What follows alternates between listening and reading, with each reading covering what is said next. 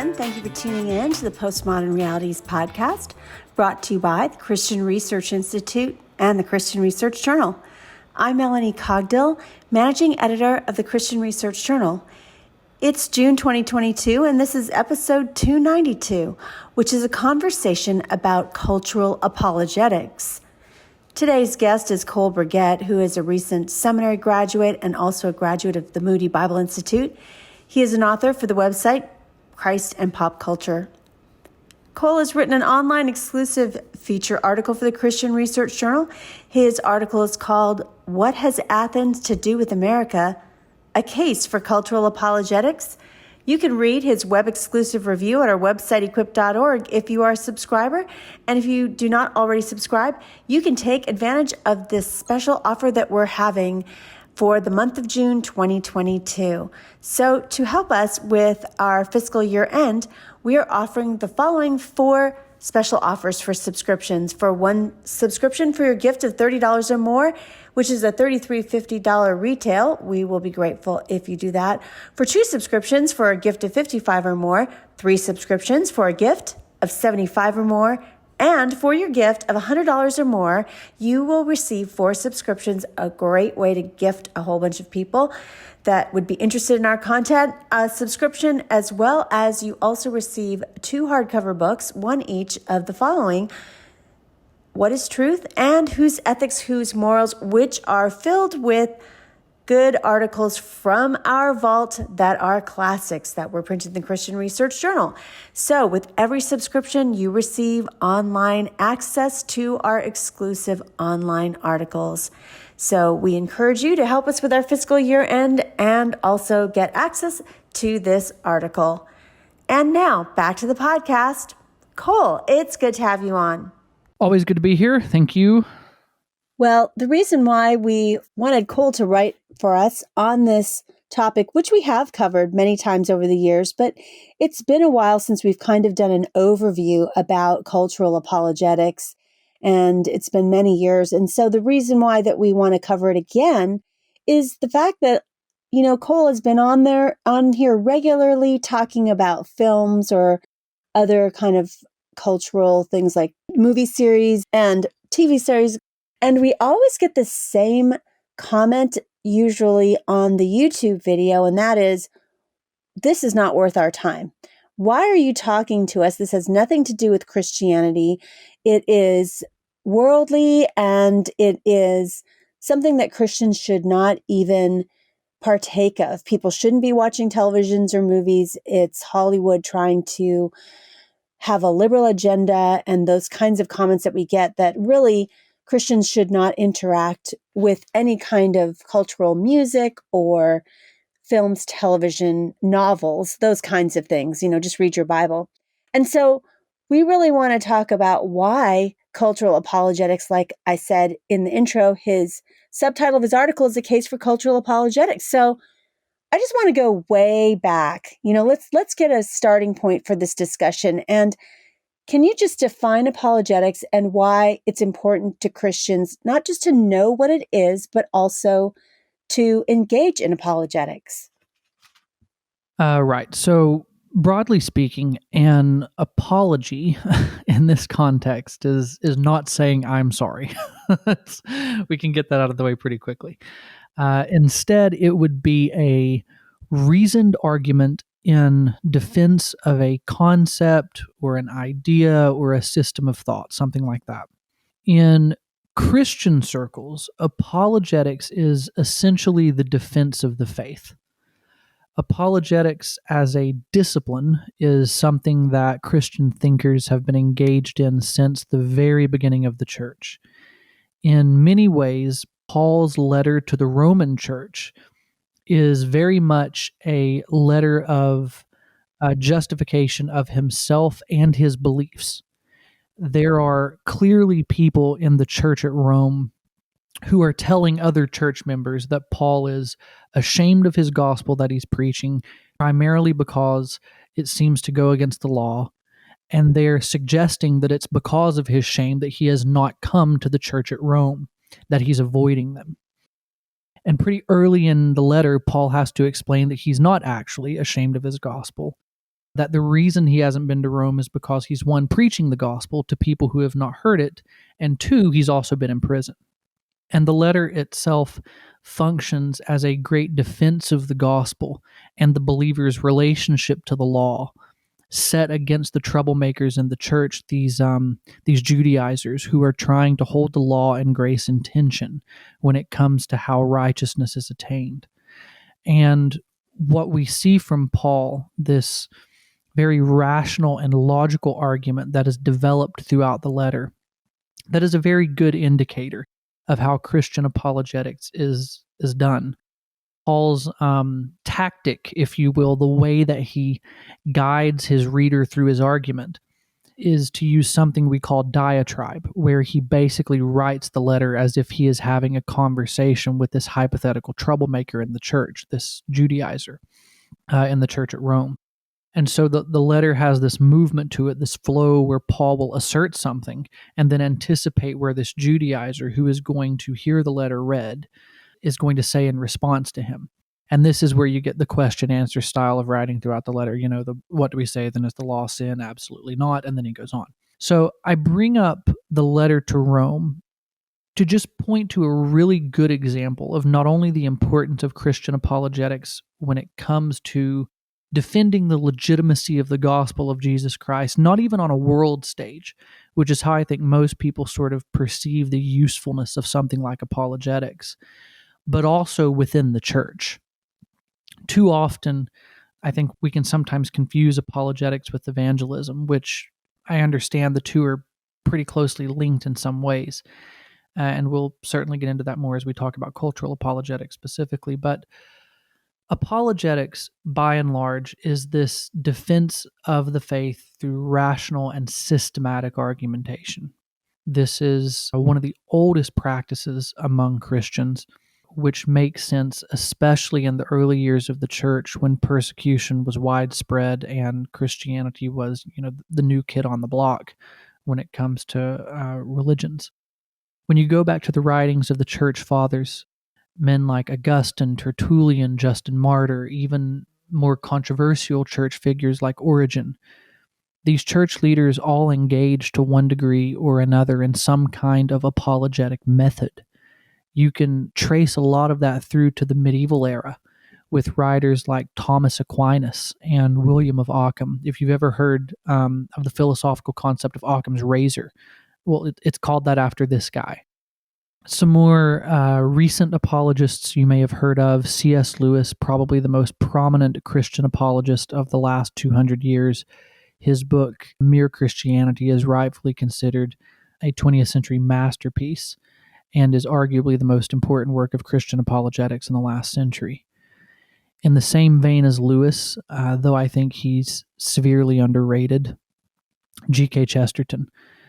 Chesterton is someone I've come to have a much greater appreciation for in recent years. He's a master of satire, and I think he does an absolutely fantastic job at using humor to argue his point. And it will catch you off guard if you're not careful.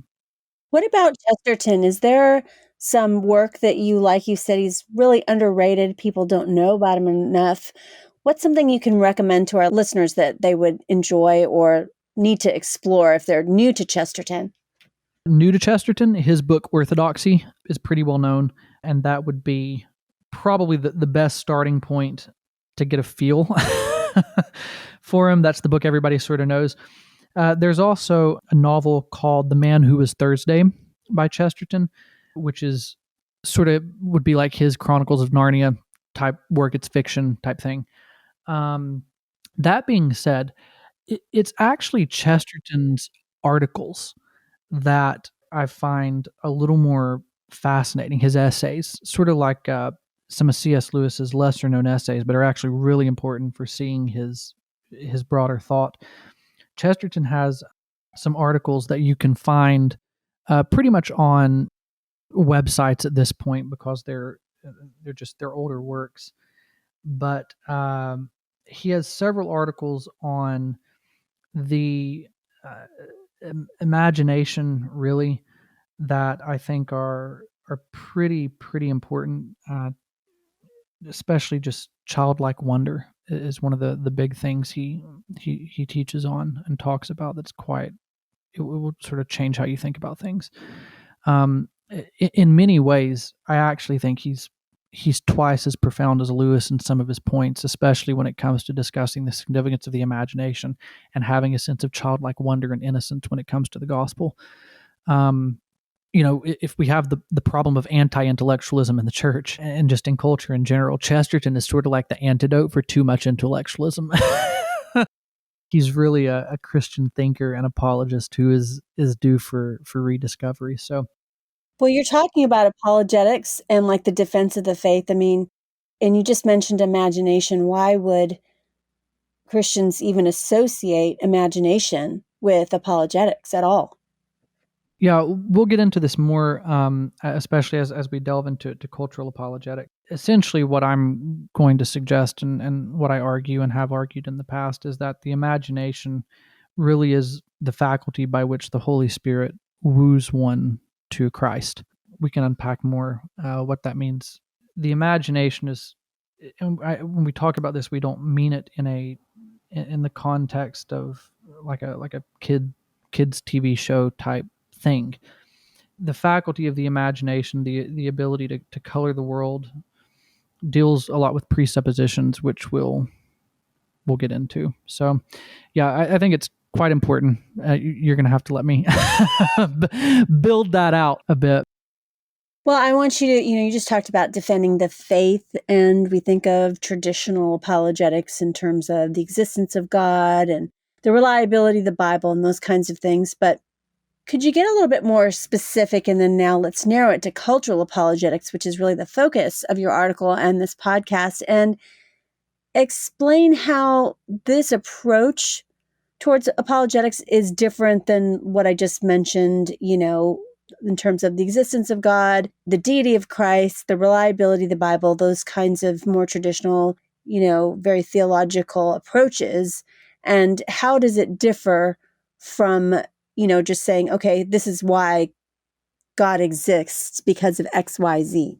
Let's tackle this one in two parts. To start, I think it's going to help us tremendously to first define what we mean by traditional methodologies of apologetics. That is going to help highlight the differences that set cultural apologetics apart. So first, we'll talk about what most people tend to think of when the concept of apologetics come up. Many of the modern Christian thinkers who are engaged in apologetics are philosophers, for example. So we go immediately to the realm of academia. When the average Christian first encounters this big funny word apologetics, and they start to realize some of the big names in the field, it immediately becomes this thing that is seemingly done in an ivory tower. Now, I'm not bashing academics here. Lord knows that the academic realm is where most of the battle is being fought, or at least used to be, if we want to use that kind of language. However, there have been a few important works in recent years not intended for academic study, but for popular use. Strobel's The Case for Christ, Lee Strobel's The Case for Christ comes to mind, which is a very good work that employs what we would call an evidence-based apologetic method, or evidentialism. Now, very quickly, an evidence-based apologetical method is not to say that no other method has good evidence. It simply prioritizes things like archaeology or tangible scientific method type study to defend the faith. And those are the two major concepts, at least in my experience, when you begin discussing apologetics that the average churchgoer has recognition of. One, it's academic, and two, it's sort of like this Indiana Jones type thing where we start saying, well, have we found, broken remains of Noah's Ark on the top of a mountain, or are there chariot wheels at the bottom of the Red Sea, stuff like that. Those are the popular level ideas about Christian apologetics. I do want to say that evidence-based apologetics like that do serve a purpose. I mean, if you look at the track record of things like archaeology, they've done a bang-up job. I mean, for years, your big-brain scholars asserted that the Hittite Empire could not have existed. That has since changed. Others asserted that there was not a scrap of historical evidence for a king of Israel named David. That has since changed. I mean, it's almost comical at this point. Nobody can really get away with saying the Bible is a collection of fairy tales anymore. If anything, the truly committed atheist is going to have to say that the Bible is more of a unique slant on historical events mixed with some mythology aped from other cultures. If anything, there's more evidence for believing at least parts of the Bible than avoiding it at all costs. I've said countless times, I'm sort of flabbergasted that the Bible is not taught in university settings or even high school settings just as a work of great ancient literature. In some respects, I mean, it really is easier to read than Shakespeare. As a work of just sheer literature, the Bible is unparalleled. Those are examples of what we might call evidence-based apologetics. And this approach to apologetics became quite popular in the 20th century by virtue of the fact that this was the century where everybody questioned everything about the historical veracity of the Bible. This was the era of the Jesus seminar, trying to find the historical Jesus. Everybody was consumed with the historicity of the text of Scripture. And so there was a real need for evidence-based Christian apologetics in that cultural context. Now, there's also something called classical apologetics, which is closely linked to evidentialism. Classical apologetics looks to first establish what is known as a theistic context before interpreting historical evidence. And the classical apologetical method is essentially a two-step kind of process where, one, you establish that there is a God who can act in the world presently, and then two, you evaluate the historical evidence for, say, the resurrection in light of that. So with classical apologetics, there's a bit more work that goes into establishing a theistic perspective from the onset, and then it evaluates the evidence in that particular context. There's also one other tradition of apologetics that I'm particularly fond of, and it certainly falls less on the popular end of the spectrum and much more in the academic realm, and that's what would be called presuppositional apologetics. Presuppositional apologetics was developed by one of the last great Princetonians, Cornelius Van Til, who left Princeton to form Westminster Theological Seminary. I think there are some real merits, especially today, for this approach to apologetics. Basically, the presuppositional apologist is going to look at a classical apologist and say, well, your approach is assuming certain things, such as the notion that the unbeliever is even going to have a frame of reference for understanding the God that you're trying to convince them of. In other words, the presuppositional apologist will suggest that classical and evidence-based apologetics can certainly make a case for the divine. However, it is going to fall woefully short of actually convincing someone of the truth of the Bible above other religions and of Christ above other messiahs and deities. To put it bluntly, the classical apologetic method attempts to build a Christian home on a non-Christian foundation. You might convince someone to be a theist and not an atheist, but that does not lead one to Christ. Presuppositions, which is in the name of the method, are everything here.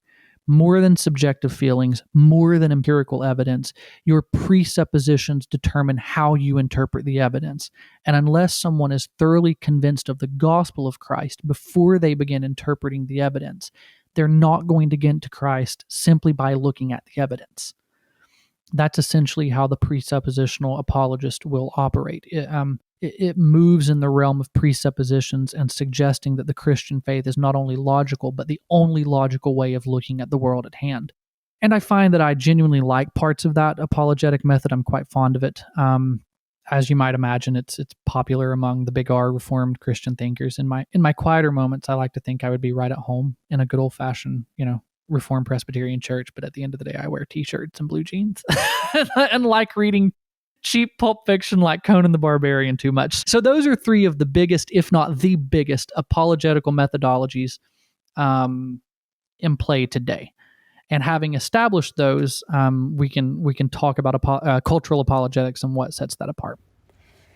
I want to tell you about a very special promotion that we're having to grow the subscriptions of the Christian Research Journal and get our magazine into more people's hands for Christians to be equipped, as we say in the tagline on our print edition, to be equipped in exercising truth and experiencing life. So we give you all kinds of articles that help you with Christian apologetics and doctrinal discernment, as well as articles that will help you grow in your faith and help you understand your union with Christ even more, including this subject that we're talking about today, about what it means to become older and what the Bible has to say about aging from a biblical perspective.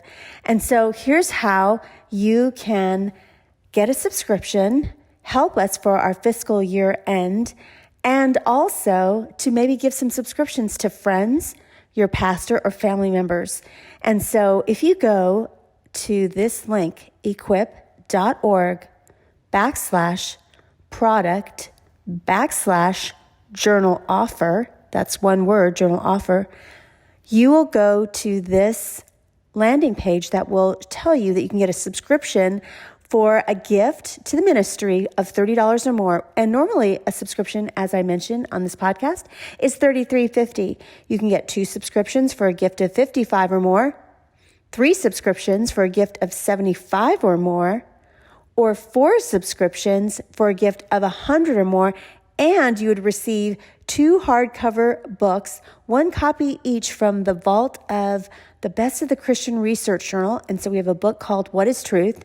And another book that's called Whose Ethics, Whose Morals. So for a gift of $100 or more to the Christian Research Institute, you will get 4 subscriptions and 2 hardcover books. Plus, all of the subscriptions, as you know, include access to our online exclusive articles that you hear me mention a lot on this podcast. So you would get all of the online exclusive articles as well as the print subscription right to your door. So please consider giving a gift to help us for our fiscal year end, as well as spreading out the information for the Christian Research Journal to family and friends, and maybe even church staff members that you attend. It's a really great equipping gift. And so again, the URL is equip.org/product/journal offer. So you just, define different kinds of apologetic approaches before you're going to define for us cultural apologetics. So can you tell us how that's different than a traditional apologetic method, and why should Christians even consider it? Why should they find that it's something of value that they need to think about and maybe employ? Why they would get involved in understanding or maybe consuming cultural artifacts so that they can use that as they interact with people who just have no baseline for Christianity at all? There you go. Sure. So cultural apologetics, what is it and how is it different? Well, cultural apologetics is a methodology that is to the 21st century what evidentialism was to the 20th. In other words, it's sort of a newer idea that's only been thrown around in recent years under any sort of official terminology. So it's currently being refined as a quote-unquote official apologetic method, if that's how we want to think about it. But essentially, cultural apologetics is less focused on the philosophical and academic realms of debate and more interested in excavating cultural artifacts to build logical inroads to the gospel, like movies or popular songs or books, things like that. Illustrations as presented in art and entertainment venues are what this methodology is interested in. It's far more interested in cultivating a Christian imagination than it is in building an epistemological framework. And I think there's something really important here. I mentioned liking the presuppositional approach, which predicates itself on the idea that unless someone is thoroughly convinced of the gospel of Jesus Christ before interpreting the evidence, it would be like building an epistemological framework on a very weak and non-Christian foundation. Cultural apologetics, I think, is a very good way to begin baptizing the imagination, as C.S. Lewis famously put it. I gave a thesis when I was a student at the Moody Bible Institute, in which I argued that the imagination is the faculty by which the Holy Spirit woos one to Christ. And in other words, what draws someone to the gospel is not intellectual assent, but a redeemed imagination that recolors the world, in a sense, in the light of the gospel of Christ. And I don't want to drag on too much here about this, but for anyone interested in studying cultural apologetics further, I would point you to Paul Gould's book, simply titled Cultural Apologetics, Renewing the Christian Voice, Conscience, and Imagination in a Disenchanted World. I also think he has a much shorter article on Christianity today that is linked, actually, in the article I wrote for you guys. So it's certainly an interesting area of study for me, and I think it's an important area of study today, especially as we talk about presuppositions and, like you said, as a means of engaging people who don't even really have a framework for beginning to think about Christianity because we are just so thoroughly secularized as a culture. Specifically, in your article that you wrote for us, you mentioned the book, The Christian Mind. So could you tell us a little bit more about this book and why it's, essential for the discussion surrounding the topic of cultural apologetics? Yeah, so Harry Blamires is one of the 20th century's forgotten wonders. His book, The Christian Mind, was incredibly insightful for me. And in his book, he asserts that due to secularism, by the mid 20th century, there was no such thing as a Christian mind anymore. And what he means by that is, quote, a mind trained, informed, equipped to handle data of secular controversy within a framework of reference which is constructed of Christian presuppositions. And you can see the cross-pollinating of terminology here. He is an Anglican, no less, and was very much like the Dutch Reformed Van Til in that he was mindful of the fact that the church, in playing the game on the world's terms, was actually losing the uniqueness of the Christian faith. Blamires' great conviction was that the Church of England, in trying to fit into a rapidly changing cultural landscape, would begin to look more and more like a secular culture and would thereby slowly begin eroding the real transformative power of the gospel. And at the time, he was quite controversial. His idea there was about that was really controversial. There's a story in which these theology students at one of his lectures actually shouted him off the stage because of these ideas. Now, what's hilarious is that in 2022, looking at the state of the Church of England, looking at the state of the church in America, just in Western culture now, I would say that Blamires was hardly crazy, but something close to prophetic. He could see the danger of, quote unquote, winning people to Jesus without doing the hard work of teaching them or communicating just how thoroughly one's mind is meant to be transformed by the gospel. He was very concerned about the church herself becoming less sharp, as it were, or less astute intellectually. Blamires, like Van Til, would not be content to simply watch a movie or a television series and not filter that through that Christian framework, that set of Christian presuppositions. They could not just watch something, and I'm using this as an illustration just so you understand, and turn the Christian part of their brain off, as it were. They had to filter this stuff through the framework of their faith. So when it comes to cultural apologetics, I think we see quite clearly the importance of these concepts. If we are talking about a redeemed imagination leading to a shift in presuppositions about what is morally right and good and true in a world that is very confused at present and is trying to figure out ethics and morals all over again, then I think we can start to see the value of cultural apologetics as Christians pretty clearly. So, you participate a lot on this podcast with regard to film reviews or television series reviews. So, what is the apologetic value of that? Because I mentioned in our introduction that we always get commentary that it is not worth the time of a Christian to even consider worldly creations at all, that we shouldn't fill our minds with those, we shouldn't interact with them in any way. And, we're not here because we're film buffs, even though we do like films, but is there any value for the Christian in cultural apologetics, understanding these kinds of things that are making those water cooler moments in pop culture? Can you kind of talk to us a little bit about that as why that we should even think that it's okay? And then how do we approach it? I always ask you, is this something that a Christian should see? Could they just really interact with your review and, think, okay, well, I can't watch certain things because the violence is too much, or there might be some implied sexuality, even in a PG-13 movie. We talked about that in the recent movie about The Eyes of Tammy Faye, for example. Yeah. So this has been one of my great joys writing for and working with the Christian Research Institute. It's also why I think writing this particular article was a bit of a challenge. because it went from just doing it to analyzing what it is exactly that's being done. And C.S. Lewis famously said of mythic writing, it's extremely hard to do both it and analyze what you're doing at the same time. You can't do both. You have to either intuit and live it and breathe it, or you have to be outside of it looking in.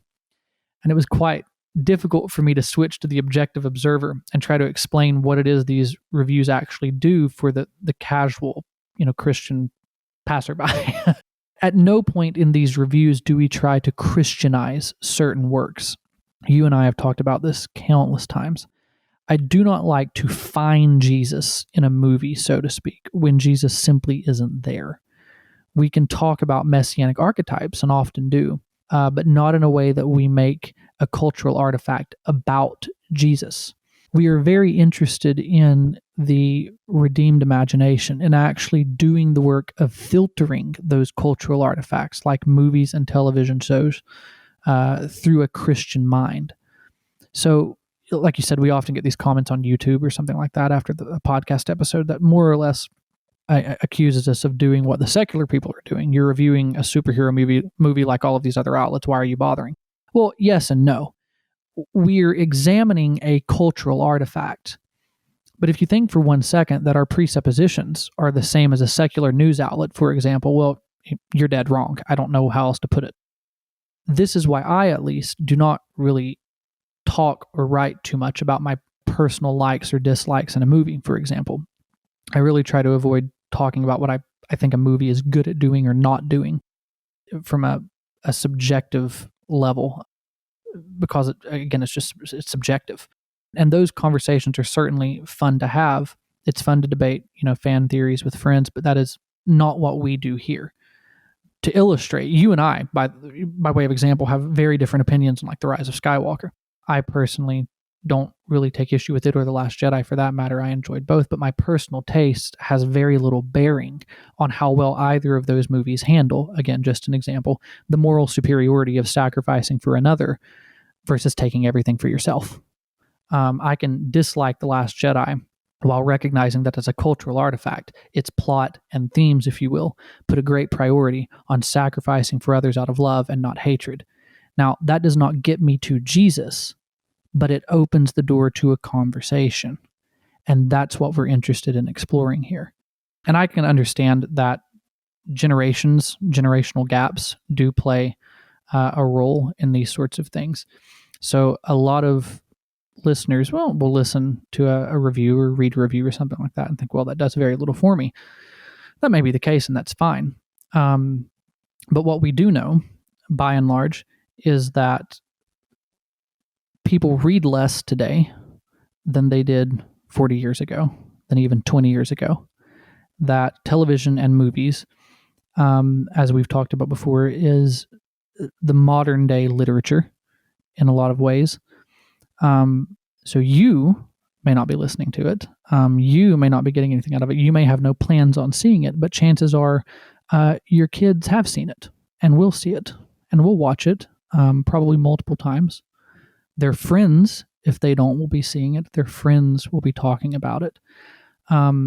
Whether or not we like it, films, television are part of the warp and woof of the culture today.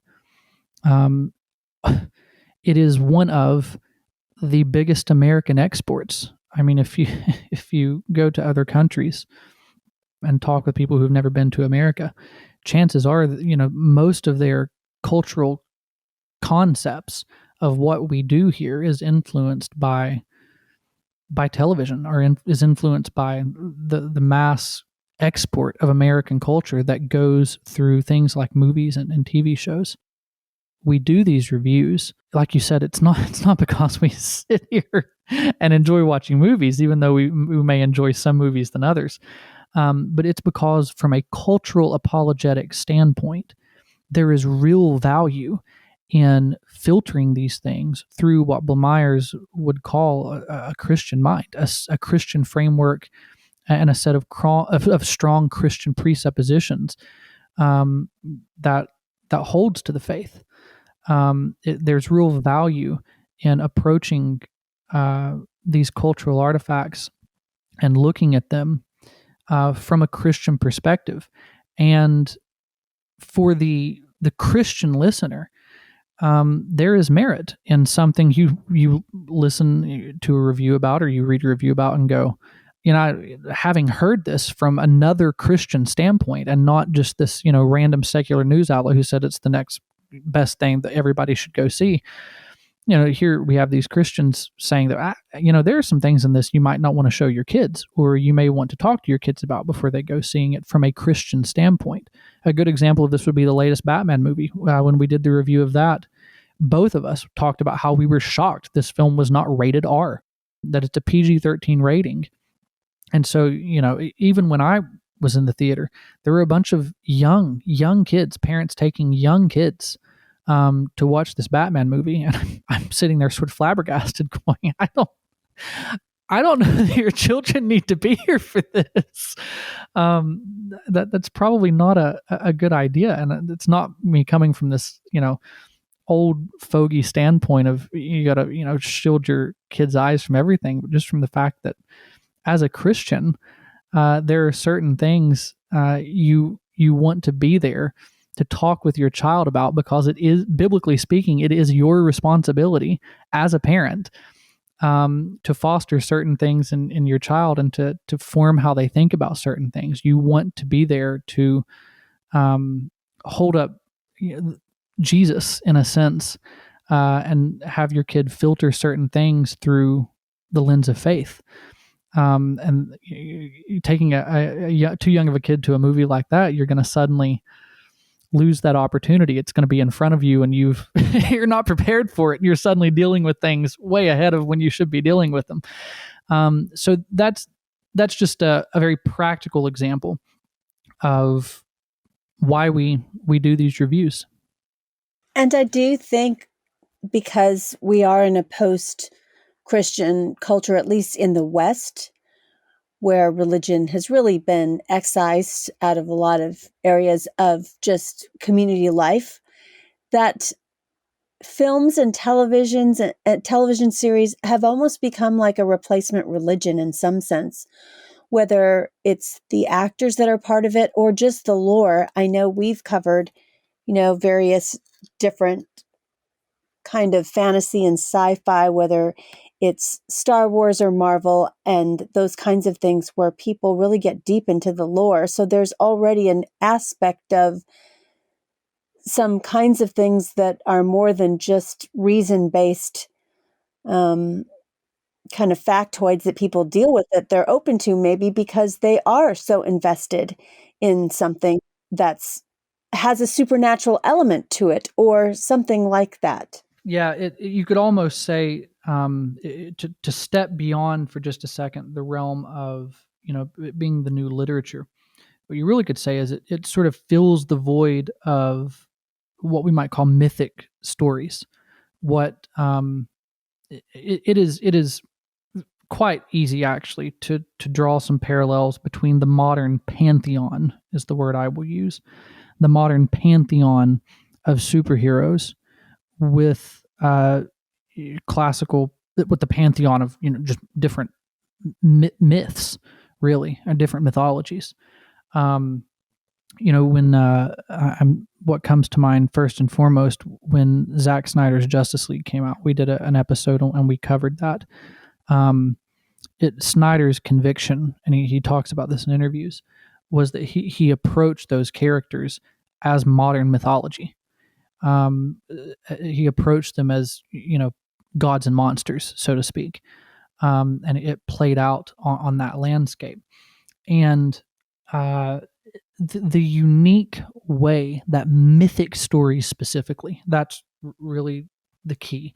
The unique way that mythic stories open the door to conversation about Jesus was the great conviction of C.S. Lewis. It's why he called Christianity the true myth. Lewis was first and foremost a lover of stories, mythic stories, Norse myths, which, Thor in the Marvel stuff is an adaptation of those stories. They captured him as a child. And it was reading through George MacDonald, this Scottish minister with a wild imagination, that Lewis said that he didn't even realize his imagination was being baptized, is his word, but redeemed. In other words, it was primed to receive Christ.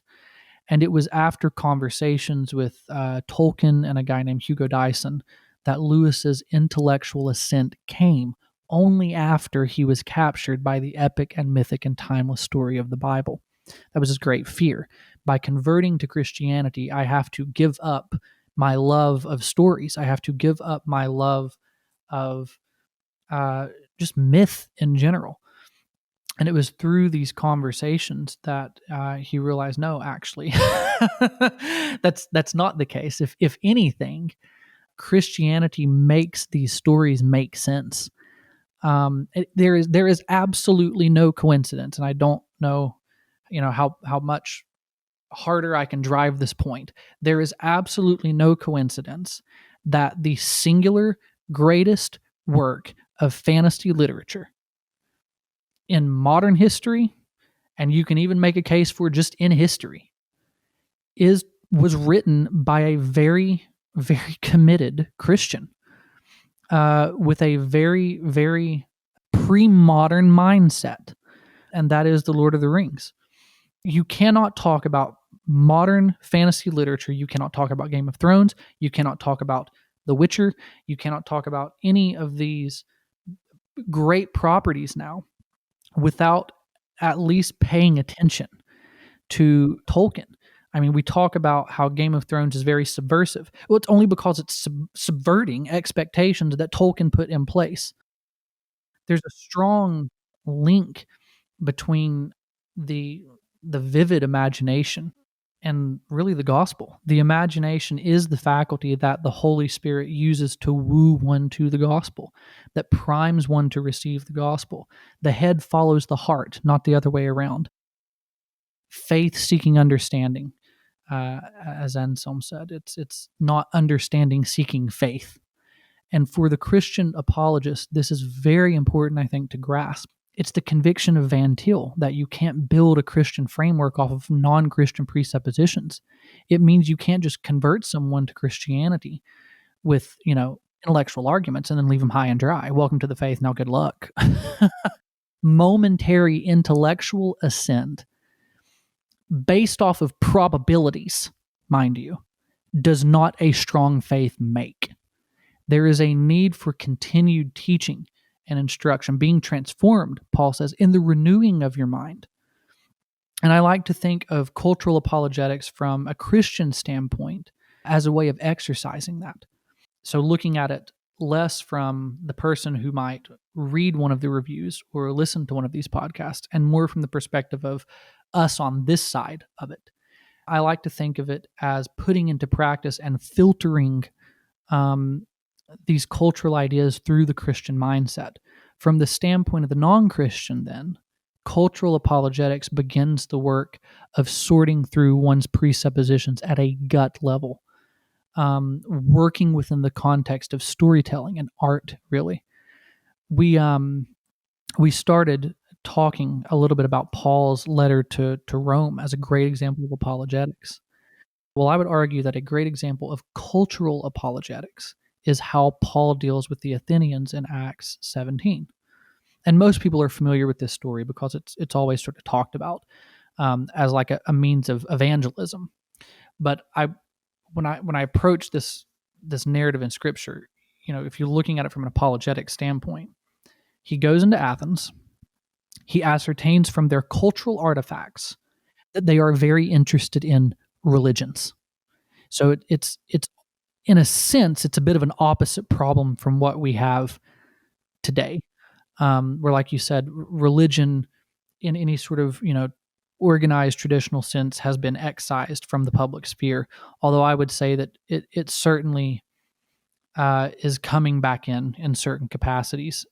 Definitely not under the title of religion. Not even Christians use that anymore. It's a relationship, not a religion. Stuff like that. I still think it's here in some capacities, but in Athens they have all of these statues to these various gods, one to an unknown god. Paul sees that and uses that cultural touchstone as a means of engaging the Athenians in conversation in the Areopagus. That's part of the connection between cultural apologetics and evangelism we mentioned earlier. But as he works his way to Jesus, as he begins arguing for Jesus, and this is where the presuppositions start to come in, you can see people falling off the bandwagon. When he starts talking about resurrection, these people start to lose their minds. But some of them are intrigued and ask to hear more. They are captured by Paul's telling of the gospel, by his exploiting, really. I don't even like to use that word because it makes it sound like he's deceiving them into something, and he's really not. But he does find a way to compel certain Athenians to the gospel of Jesus through a cultural artifact. It's the beginning of the building of the Christian mind. In our context, we might call it the rescue of the Christian mind. Missionaries in the field do this all the time and are probably where we should look to for like this stuff in serious practice. Don Richardson's classic missional work, Peace Child, is a great example of this. When carrying the gospel to the Sawi people in New Guinea, he finds that there is a custom between these warring tribes, that there is a child exchanged between them called the Peace Child. And he uses that cultural touchstone as a means of explaining the gospel to these people who receive it. And it wasn't evidence on the historicity of Jesus that compelled people to the gospel. It was a point of connection through a concept unique, deeply and intrinsically unique to that culture, that began the reorganization of presuppositions not common ground in an epistemological sense. So I use those two examples to show that the idea of cultural apologetics, even though in terms of calling it that, is sort of a relatively new thing, and the sorting out of a quote unquote methodology is relatively new. The idea of filtering cultural artifacts and cultural concepts through a Christian framework has been done from the very beginning, has been done in other cultures. And what we do in terms of these film reviews and TV reviews is that in our cultural context, because that is such a television, movies, media, entertainment is such a massive export from American culture. Well, one thing I do want to mention to our listeners is we've been talking about films and books and television series, but we also want to include music. And about more than 20 years ago, there was an article in First Things talking about how a revival of the music of Bach in Japan caused Japanese people to become Christians through his music. And he had written a lot of his music centers around the Trinity and other things. And so there's just a lot of ways. I mean, I think we don't really realize in which there's conversations to be had about spiritual things by the use of things that bring beauty too, like music, like the music of Johann Sebastian Bach. So I just think that's really interesting. We always, think, well, it's these specific logical arguments about, the cosmological argument, or, here's the different archaeological evidences that the Bible is, can be trusted and is a reliable document, kind of a thing. But we don't necessarily think about cultural artifacts to be able to lead people to Christ or start spiritual conversations. Now, you did mention a little bit about C.S. Lewis in this podcast, and also Henry Blamires, which you noted that he was actually a protege of Lewis. But maybe you can help us just put this all together and explain how C.S. Lewis's ideas regarding myth and cultural artifact ties in particularly with the book that you mentioned, The Christian Mind. Yeah. So again, it was Blamires' great conviction that it's the first words of his book. There is no longer a Christian mind. The church was in danger at the time, and I would say is now thoroughly in the throes of becoming secularized herself. Again, Lewis's ideas regarding mythic stories and Christianity being the true myth. In other words, the story that contains archetypes like other mythic stories, but is the one story that actually transpires in time and space and history. You can go stand in Jerusalem, for example. You can go stand where Jesus stood. You can go walk the land of Israel. You're going to really struggle to go to some of these, more fantastical places and other mythic stories. There's no body, for example.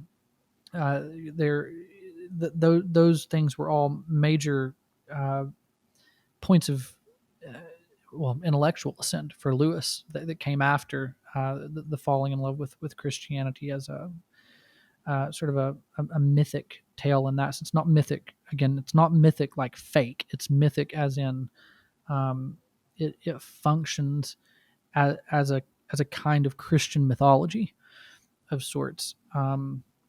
That's just a really interesting area of study. And so the point of connection between the rescue of the Christian mind and Lewis's conviction regarding what I will call Christian mythology in the best sense of the word is that the accepting of the Christian mythology, again to use that word for it, really becomes in a way the baseline of the Christian mind, of the rescue of the Christian mind. In other words, um, a good example of the conflict that Blamires will talk about with there no longer being a Christian mind is that you will have people who show up to church on Sunday who um, are not, we would say, very interested in really studying Scripture, what we might call anti-intellectualism in the church, who are just there riding on an emotional high because the culture by and large will tell you that it's what you feel, it's your subjective feelings that determine truth, and Jesus makes them feel good this Sunday, so that's why they're there for now. There's not really an acceptance of what we might call the Christian mythology. There's not really an acceptance, really interesting facets of faith. There's a lot of style with no substance, to put it another way. The point of connection then is the way Lewis describes it is further up and further in. That's sort of how he terms it in Narnia.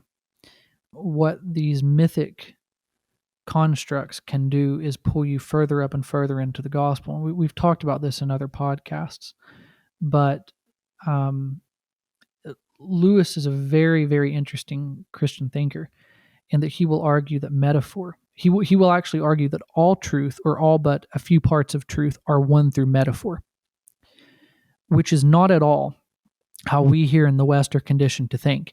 You and I, growing up in America, whoever, the I is you and I, growing up in America, going through school here, are taught the scientific method. We are taught empirical evidence as the be all end all. We are taught that metaphor is and literature is the realm of the creative people who probably look like hippies, and they do what they do, but the real work is in what you can get your hands on, is in what you can prove through scientific analysis. Lewis will flip that on its head and suggest that, and he'll use philosophy to do it, but Lewis will suggest that capital T truth is won through metaphor, not empirical evidence, not science, in other words. And when you begin to shift, let's call it, those presuppositions around, and you begin to look at faith not as something that you believe because of probability. I am not a Christian because the Bible is probably more likely than Buddhism. I am not a Christian because the Bible is probably more likely than Islam. Than Christianity is probably more likely than Islam, or that the Bible story is probably more likely than, I don't know, Greek mythology. I'm not a Christian for those reasons. I am a Christian because of what the Bible reveals about this man called Jesus Christ, that I accept on faith. The way to put it is, the unique thing that happens when you read the Bible as a Christian is that the Bible starts to read you as well. As much as I am a staunch defender of the inerrancy of Scripture, the inerrancy of Scripture is not actually a presupposition you have to come to the text with. It is a conclusion you reach having read the text, because the Bible will read you as a person. And that sort of gets to the heart of what Lewis was talking about when he said that most of our truth is won through metaphor. In other words, to give you a really good example of how this is put into practice, at least in like a seminary setting, and why Lewis's ideas can really, shift things around for you. We'll use the illustration, God is a rock. Well, the Psalms liken God to a rock. What you and I, as good American Western culture thinkers, are trained to do is go, okay, I have my categories of understanding. That's a metaphor. Obviously, God is not a rock. He is not a boulder. So what that means is that he has these traits like a rock, and it must mean that he is immovable because he's this, strong force. He doesn't change. And so we call that his immutability. So what we do is we go from the metaphor to what we would call concrete examples. And Lewis would go, okay, what if the metaphor is actually better than what you're doing?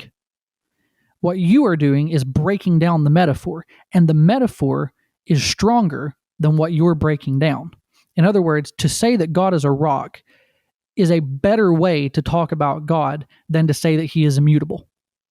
Because when you break down the metaphor, you start losing the fullness, the richness of the metaphor. That is actually a better way of describing God than saying, well, he's immutable. It's just a very different way of approaching literature. It's a different way of approaching language. And it's a different way of approaching imagination, really. Lewis will lean into that. The fullness of using the imagination to go, okay, God is a rock. And to grasp what that is saying, he will lean into the imagination. Versus a lot of modern, and I would say postmodern ideas that would deconstruct and strip that concept down. It really is night and day, the difference, and it's a 180 from what a lot of us are, even in seminary, and I can say that having come through it, are trained to do. Well, this has been a very interesting deep dive into cultural apologetics, so I certainly hope people will refer back to this one, and it'll be good to be able to link to this one every time we get that question. This is so secular, why are you covering it? When we deal with different films or series, and we do have one coming up in the future, we are going to cover the new Star Wars series from Disney called Obi-Wan Kenobi. Well, finally, some fun rapid-fire summertime questions for Cole since it's summer. Relax on the beach or sightsee and go to museums? Beach. Swim in the ocean or swim in a pool? Ocean. Well, thanks, Cole, for being a guest again on the Postmodern Realities podcast. Always a pleasure to be here. Thank you. You've been listening to episode 292 of the Postmodern Realities podcast with today's guest, Cole Burgett, who has written an online exclusive feature article for the Christian Research Journal. His article is called, What Has Athens to Do with America? A Case for Cultural Apologetics, and our subscribers can read his web exclusive article at our website, equip.org.